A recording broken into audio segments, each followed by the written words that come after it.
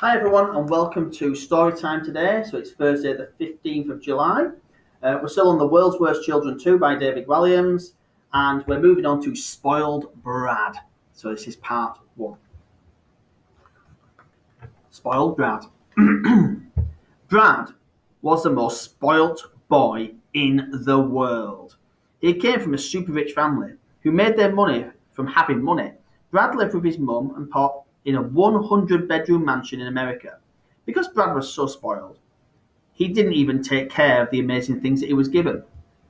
His mum and pop bought their only child all he ever dreamed of and more. 100 puppies that Brad quickly tired of and put in the trash. Woof! His own miniature white limousine that Brad deliberately crashed into a wall at speed, smashing it to pieces. Crunch!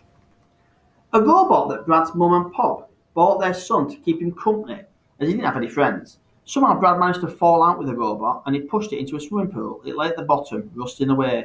Gurgle, gurgle, gurgle, gurgle, gurgle, gurgle. A ball serving machine that was meant to help Brad with his tennis lessons. Instead, the boy turned it on his long-suffering tennis coach, firing balls straight at him, like a cannon. Ouch. A complete set of leather-bound encyclopedias. He read the entry for aardvark, and then he gave up and used the rest of the pages as toilet roll. I'm not even going there with this one. A priceless old oil painting that Brad smashed his head through so that he could use it as a Halloween costume. A cut glass chandelier for his bedroom that he used it to swing on.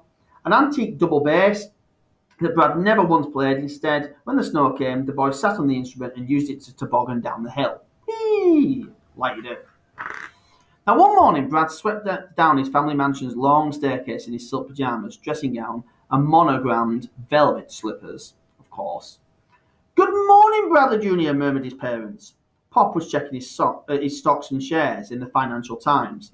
Meanwhile, Mum was reading a glossy magazine and taking some pleasure in the pictures of the rich and famous who'd had plastic surgery that had gone horribly wrong. As usual, they were being waited on by their rather snooty English butler, Hopkins. "Pancakes, butler," demanded the boy as he entered the grand dining room and walked over to the impossibly long table. "With cream, ice cream, and chocolate sauce. Now!" "Yes, of course, young sir," purred Hopkins, before bowing and retreating to the kitchen. Brad Jr. slumped down in his usual place at the head of the table. "Mom, Pop." "Yes, Bradley Jr. Did you enjoy your $1 million birthday party yesterday?" asked Pop. "It was so-so," the boy replied. "I've been thinking." "Oh yes," prompted Mum.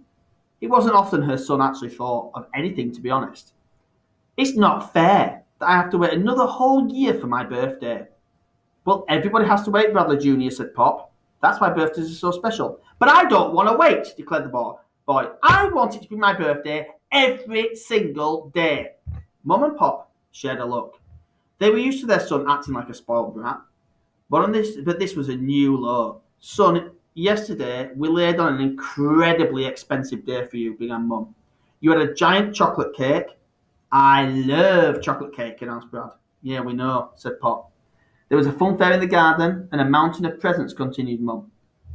"And we bussed in hundreds of children from all over the state to pretend that they were your friends," added Pop. "Then you can do the same again today. And the next, and the day after that." "Where are my pancakes, butler?" "And the day after that, and the day after that." "And if we don't?" asked Mum. Brad Jr. thought for a moment. "If you don't, I will put you both in an old folks' home at the earliest opportunity and will leave you there to rot." Pop sighed. "Ugh, I guess we'd better get going," he said. "Yes!" exclaimed Brad. "Pancakes now!" Hopkins emerged from the kitchen carrying a silver platter. "Your pancakes, sir," the butler announced. "That was a little too slow," hissed Brad. "Pop, have him flogged." "No, that would be wrong, son." "Shame," mused the boy. Hopkins raised an eyebrow. Hastily preparations were made, and at 4 o'clock on the dot, Brad's second birthday party in 2 days was in full swing. There's a huge disco tent on the lawn, a dolphin show in the swimming pool, and a bouncy castle as big as a family mansion itself. Though Brad decided, as it was his birthday, only he could bounce on it. Happy birthday! Cried Mum and Pop as a giant chocolate cake was wheeled out. Cake! Yelled the boy. Happy birthday to me! Happy birthday to me! With his hands, Brad scooped himself a humongous piece of cake and stuffed it in his mouth. Where are my presents?